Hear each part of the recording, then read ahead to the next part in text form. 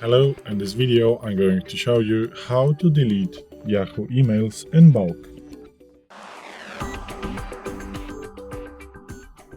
So, the first option, what you want to do, you want to just log into your Yahoo Mail, obviously, and in the inbox, let's say I'm working on an inbox right now and I want to delete like 3 mails or 4 mails, so I can just select them by the checkboxes and then click delete, as you can see.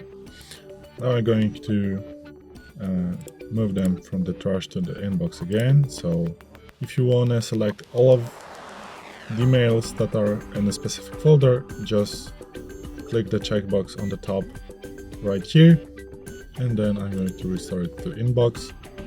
So let's go back to the inbox, and let's say I want to delete all the inbox messages. So I just want to, and you also click the checkbox right here. So this will select all the emails that are in a specific folder, and then you just want to click delete. And as you can see, this is how you can delete messages in bulk in Yahoo. So thanks for watching. I hope this video helped you. If it did, please leave a like and consider to subscribe to our channel. Bye.